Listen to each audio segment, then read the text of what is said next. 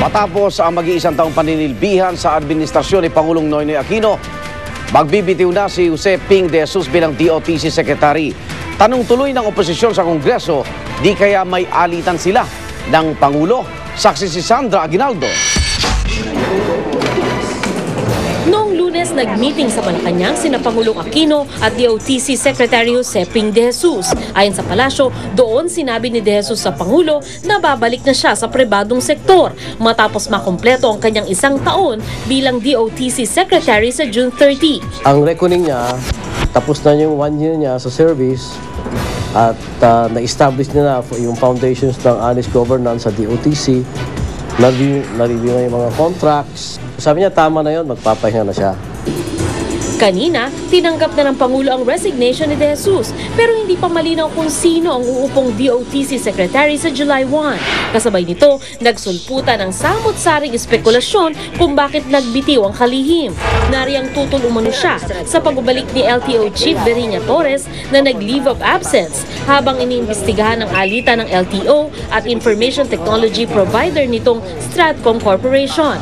May usap-usapan ding nababagalan umano ang Pangulo sa implementasyon ng mga proyekto ng DOTC. Napapabalita ring may sakit ang 76 anyos na kalihim. Ang sinabi niya, ang rason niya, it's not because of health reasons, it's not because of pressure from Malacanang, it's because he wanted to go back to the private sector.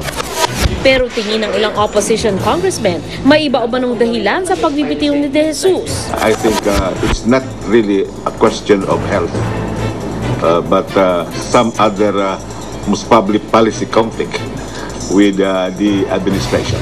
Very regrettable that someone as credible and experienced as Ping de Jesus will resign from the Pinoy cabinet.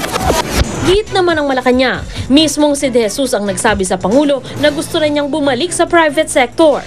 Ayon sa palasyo, pinasalamatan din ng Pangulo si de Jesus sa serbisyo nito sa bansa.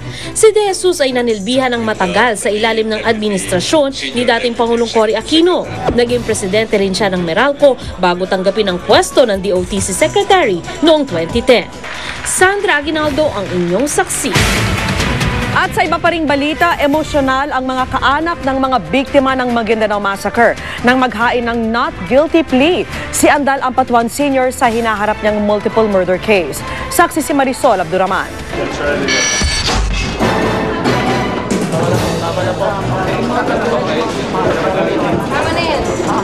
Isa lang ito sa mga magugulong tagpo sa loob ng korte ng palabasin na ang mga kamera sa arraignment ng kasong multiple murder laban kay Andal Ampatuan Sr. Pero ang mas magulong tagpo na di na pinahintulutang makuna ng media ay ang sigawan ng mga kaanak ng halos 60 biktima ng Maguindanao Massacre na maghain ng not guilty plea si Ampatuan Sr. sa 57 counts ng murder laban sa kanya.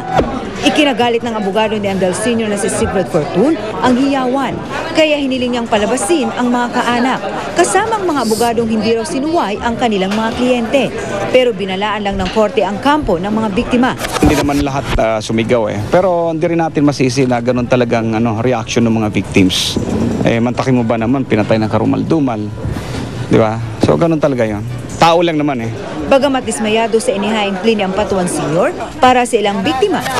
Sa wakas, nagkaroon na ng katuparan ng aming hinihiling na matagal na, hindi pa 1 year, matagal na yan, na maaari na talaga siya.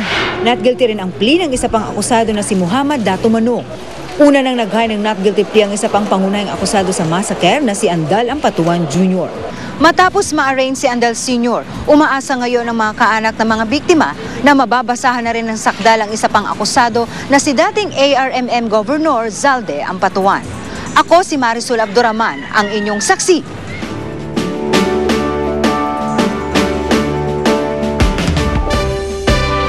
Kakulangan sa silid-aralan, libro at maging sa mga guro. Ilan lang yan sa mga problemang kinakaharap ng maraming pampublikong paaralan.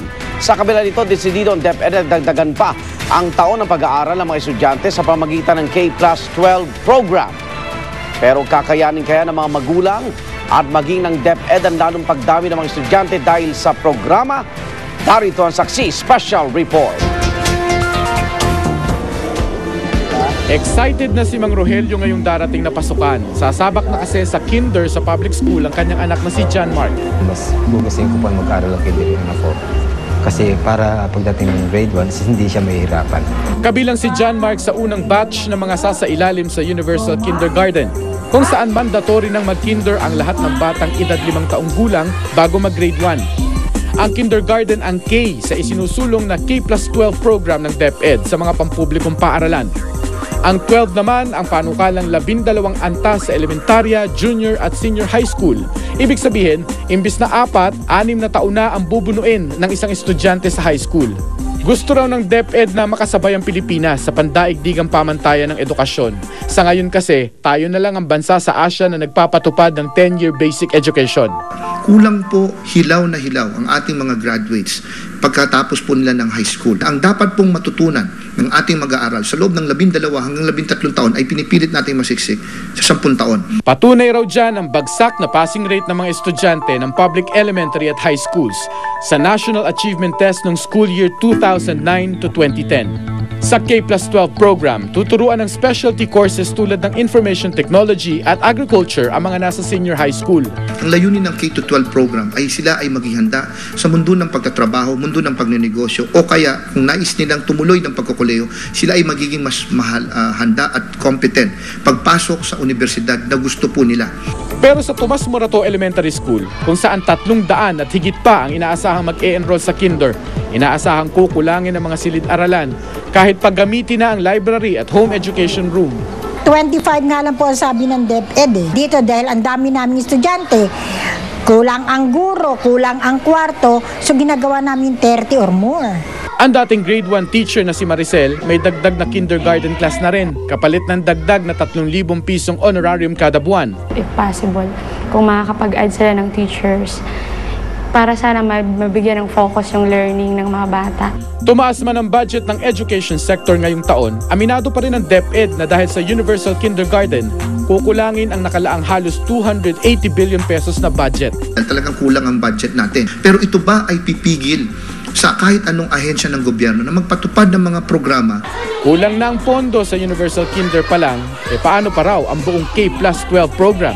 Magdadagdag tayo ng 2 years of schooling, pero kung hindi naman handa yung ating mga eskwelahan, kulang ang mga classroom, kulang ang mga libro, hindi sapat ang training ng ating mga teachers, yung 2 years of schooling, baka maging 2 years of torture yun sa mga estudyante at saka sa ating mga teachers. Sa ngayon, malasardinas na ang siksikan sa mga classroom.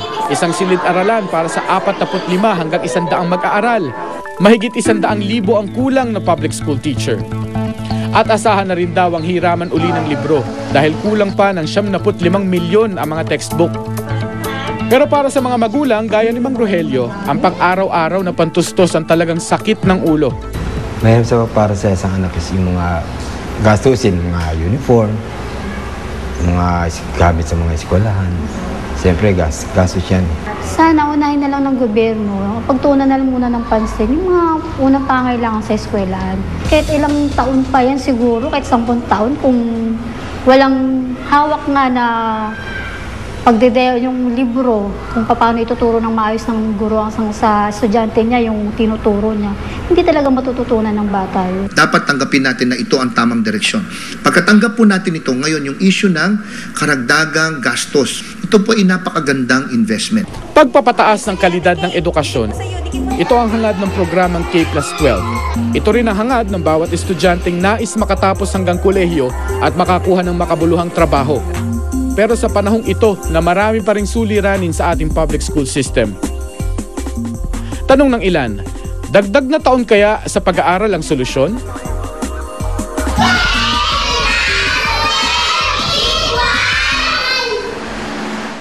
Para sa Saksi, Mark Salazar nag-uulat. Saksihan mamaya. State of calamity dineklara na sa 8 bayan sa Batangas at Pangasinan na apektado ng fish kill. Sa Showbiz Saksi, isa sa mga bida sa US TV series na Gossip Girl, gustong makita at makilala si pambansang kamao Manny Pacquiao. Sa Sports Saksi, Miami Heat wagi kontra sa Dallas Mavericks sa Game 1 ng NBA Finals. Huwag bibitiw! Sama-sama pa rin tayo magiging saksi